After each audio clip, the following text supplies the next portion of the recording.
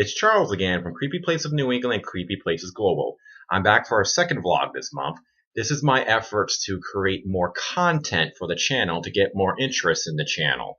Now, besides doing like paranormal stories, like with my haunted apartment and stuff like that, I want to do stuff about pop culture, still related to the paranormal field, but like the horror and sci-fi, video games, movies, and books.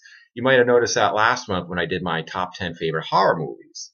Well, for this vlog and one of my first reviews, I wanted to review a free game app known as Sara is Missing, sometimes called S.I.M for short.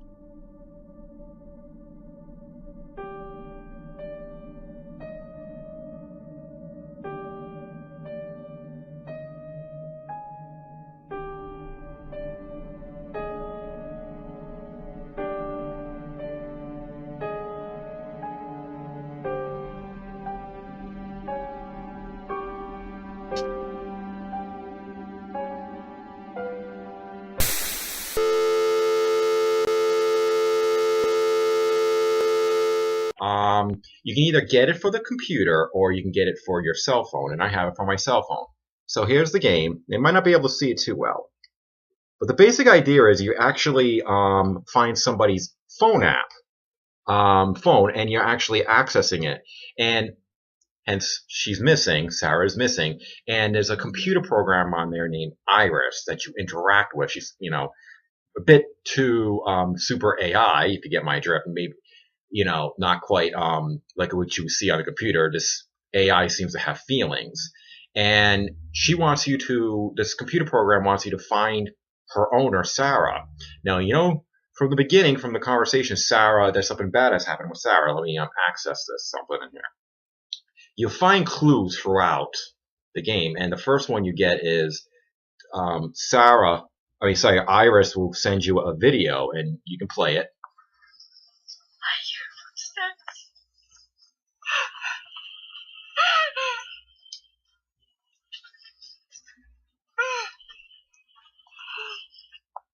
So Sarah's in deep shit right now.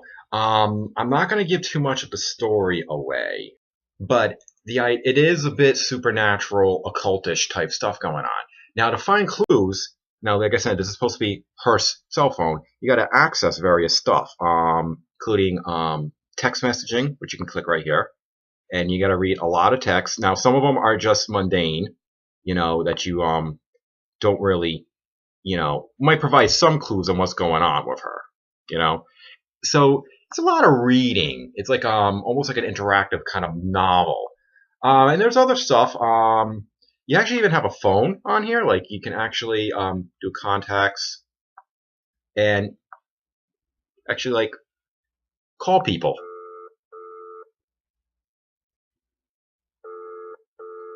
So far, I don't know if there is one that actually answers. There's actually a lot. You can actually go through the whole thing, and there's like a ton of like contacts on here. And I haven't gone through every single one, but there will be a few times in the story where somebody will try to call you. Now, so you got to progress, and Iris, the computer program, is there to help you. Now, I don't want to show too much because if I show too much, it kind of ruins the experience of the game. But at one point, you do have to access her photo galleries. So here's the photos. And you got to find the right photo.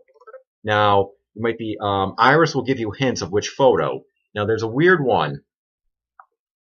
As you can see, it's this one. And so you hold it whenever you've got a clue. And she tells you stuff. So it's now saying about retrieving data. So you press yes and stuff like that. Connect. It's just giving you a basic idea of what the game is like. So now I gotta go to the messages.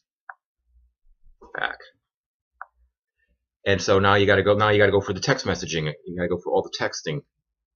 And you do interact with some people through texting, particularly two characters. So that's the basic idea. Pros. It's actually quite interesting. It really is like you're going through somebody's cell phone. It's very cool. Now, you can get it on the computer or you can get it on your phone. Personally, I think you should get it on your phone because it feels more like you're going through somebody's phone. You know, you're looking through their mail, their music. I mean, they actually have a music one where you can play her music. Fortunately, she has no like Metallica or Slipknot. So Sara isn't that cool. And it actually has a pretty interesting, spooky kind of story, kind of relating to the occult and the idea of the deep web. And it's also not appropriate for kids. There's, besides harsh language, there's also some pretty gruesome pictures you get and some disturbing imagery and everything like that. There is this, now some of the negatives is, despite what the website talks about the game, is that you can do slightly change in multiple paths, but I don't find it to be that much of a big difference. And once you play it through once, you can play it again and maybe get a slightly different ending, but there's not much of a difference. Once you play it through once, I don't think you have much of an interest to play it through again. That's the big negative.